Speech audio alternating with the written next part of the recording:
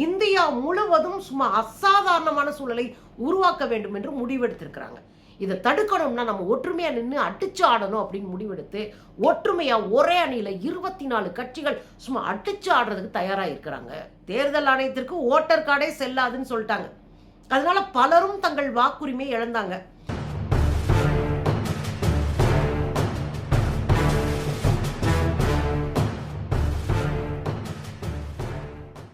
வணக்கம் தோழர்களே. திடீர் கூட்டம், இந்தியா கூட்டணியினுடைய எம்பிக்களை கொண்ட கூட்டம் திடீர்னு ராகுல் காந்தி அவர்களுடைய வீட்டில் கூட்டப்பட்டிருக்கு. நேற்று இரவு பரபரப்பாக பல விஷயங்கள் விவாதிக்கப்பட்டிருக்கிறது. தேர்தல் ஆணையத்தின் தில்லுமுள்ளுகளை அம்பலப்படுத்த வேண்டும் என்று உறுதியேற்றிருக்கிறார்கள். இந்தியா முழுவதும் சும்மா அசாதாரணமான சூழலை உருவாக்க வேண்டும் என்று முடிவெடுத்திருக்கிறாங்க.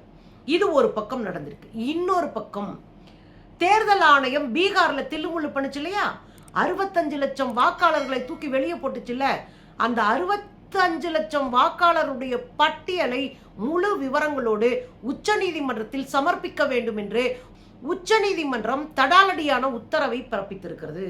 இதுல சிக்கி சீரழிஞ்சிட்டு இருக்கு தேர்தல் ஆணையமும் பாஜக. என்ன நடந்தது அப்படின்னா, தேர்தல் ஆணையம் பல தில்லுமுள்ளுகளை செய்து பாஜகவினுடைய ஒரு அணியாக செயல்பட்டு ஜனநாயகத்தை மீறி, அறத்தை மீறி, அரசியல் சாசன சட்டத்தை மீறி பண்ண அத்தனை அயோக்கியத்தனமும் இன்றைக்கு வெளிச்சத்துக்கு வந்துருச்சு. நேத்து காலையில பிரஸ் மீட் ஒன்றை ராகுல் காந்தி நடத்தினார். அந்த பிரஸ் மீட்ல இவங்க என்னென்ன உள்ளடி வேலை பார்த்தாங்கன்றத அக்கு வேற ஆணி வேற பிரிச்சு வச்சுட்டாரு. அத்தனையும் ஆதாரங்களோடு கையில கொடுத்துட்டாரு. போட்டோவோட அத்தனையும் விரிவா டிஜிட்டல்ல கொடுத்துட்டாரு ராகுல் காந்தி. பத்திரிகையாளர் சந்திப்புல பேர் அதிர்ச்சியில பத்திரிகையாளர்கள் உறைஞ்சு போயிருந்தாங்க. இதை நம்ம இன்னைக்கு காலையில கூட விரிவா பார்த்துட்டோம்னு வச்சுக்கோங்களேன். ஆனா அதற்கு அடுத்து நடந்த விஷயத்தான் நம்ம இப்ப பார்க்க போறோம். ராகுல் காந்தி அவருடைய வீட்டுல இந்தியா கூட்டணியை சார்ந்த அனைத்து கட்சி எம்பிக்களையும் திரட்டி ஒரு கூட்டம் நடந்திருக்குங்க. கிட்டத்தட்ட 24 கட்சிகளினுடைய எம்பிக்கள் கலந்திருக்கிறார்கள். ஒரு மெகா கூட்டணியினுடைய எம்பிக்கள் கலந்து பாஜக எப்படி ஜெயிக்குது, தேர்தல் ஆணையம் எப்படி அதற்கு உதவுது, என்னென்ன வழிகளில் எல்லாம் தேர்தல் ஆணையத்தை பாஜக பயன்படுத்துகிறது, தேர்தல் ஆணையம் ஜனநாயகத்தை மீறி, அரசியல் சாசன சட்டத்தை மீறி என்னென்ன அயோக்கியத்தனம் செய்திருக்கிறது என்பதை எப்படி காலையில பத்திரிகையாளர் சந்திப்புல ஒரு டிஜிட்டல் வீடியோவா வெளியிட்டு எல்இடி ப்ரொஜெக்டர் மூலமா போட்டு காமிச்சாரோ, எல்லாத்தையும் அக்கு வேற ஆணி வேற போட்டு காமிச்சாரோ, அதே விஷயத்த அங்கேயும் போட்டு காமிச்சிருக்கிறார். எல்லா எம்பிக்களையும் உட்கார வச்சு மொத்தமா வீடியோ போட்டு என்னென்ன பிரச்சனை எங்கெங்க நடந்துட்டு இருக்கு, என்னென்ன ஆதாரங்கள்னு அத்தனையும் மொத்தமா எம்பிக்களுக்கு போட்டு காமிச்சு பேசியிருக்கிறாங்க. இது குறித்து விவாதம் பண்ணியிருக்கிறாங்க. இந்த கூட்டத்திற்கு தலைமை தாங்கிறது ராகுலா இருந்திருக்காரு. சோனியா அம்மா, அப்புறம் மல்லிகார்ஜுன கார்கே எல்லாரும் கலந்துருக்கிறாங்க. இதோட பல கட்சிகள் கலந்துருக்கிறாங்க. திமுக தமிழ்நாட்டில் கலந்துருக்கிறாங்க. இன்னொன்று, திமுக கூட்டணியில் இருக்கிற பல கட்சிகளும் கலந்துருக்கிறாங்க. மக்கள் நீதி மையம் புதுசாக அப்போ போய் அந்த கூட்டணியில் சேர்ந்துருக்கிறாங்க.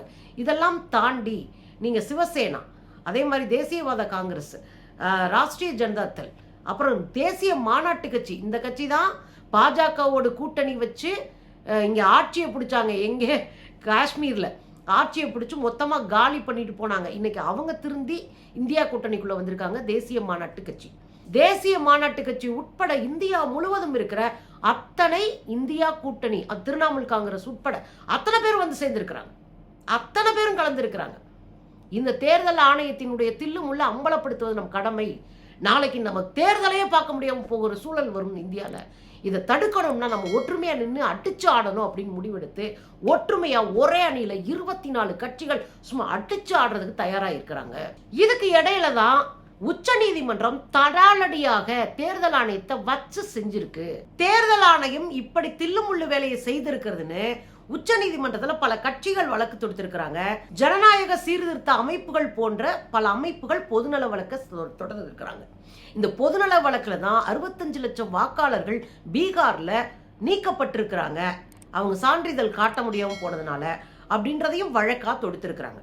உங்களுக்கு நல்லா தெரியும், ஏற்கனவே நம்ம பேசியிருக்கோம்.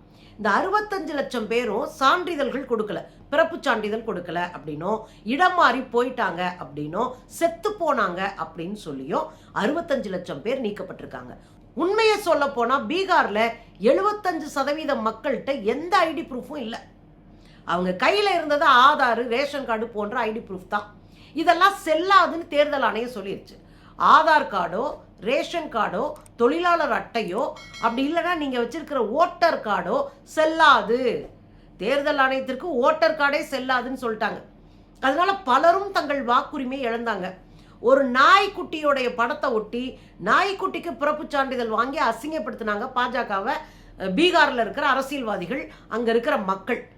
இதுக்கு இடையில தான் நீக்கப்பட்ட 65 லட்சம் பேருடைய வாக்குரிமையை காப்பாற்றணும்னு நீதிமன்றத்தில் போய் வாதாடும் போது இந்த 65 லட்சம் பேருடைய பர்டிகுலர்ஸை தேர்தல் ஆணையம் இந்த வார சனிக்கிழமைக்குள்ள நீங்க எங்களுக்கு கொண்டு வந்து கொடுக்கணும். இதுல இந்த தேர்தல் ஆணையம் என்ன பண்ணிருக்குன்னா, சில கட்சிகளுக்கு மட்டும் இந்த திருத்தப்பட்ட வாக்காளர் பட்டியலை கொடுத்துருக்கு, பல கட்சிகளுக்கு கொடுக்கல. ஏன் கொடுக்கலன்னா, உண்மை வெளியே வந்துடும் பயத்துல கொடுக்கல. ஏற்கனவே பல யூடியூப் சேனல்கள் நேரடியா போய் செத்து போனவங்கன்னு இவங்க சொன்ன அந்த அட்ரஸை தேடி போய் கண்டுபிடிச்சு பார்த்தா உயிரோட இருக்கிறாங்க அவங்க.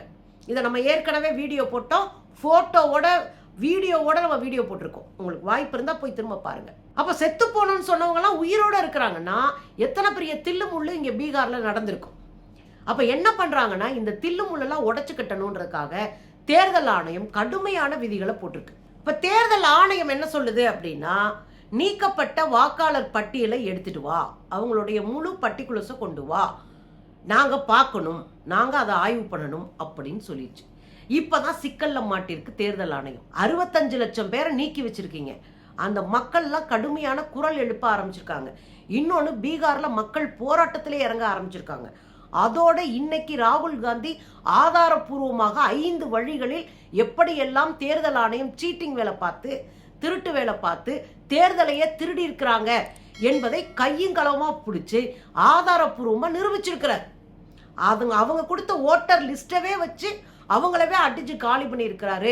தில்லு இருந்தா என் மேல வந்து நீ கேஸ் போட்டுக்கோ, இது என் வாக்கு மூலமாவே எடுத்து வச்சுக்கோ, நான் பேசுனது என் வாக்கு மூலம் எடுத்து வச்சுக்கோ, என் மேல கேஸ போடு, நான் கேஸ சந்திக்க தயார் அப்படின்னு அடிச்சு ஆடி இருக்கிறார்.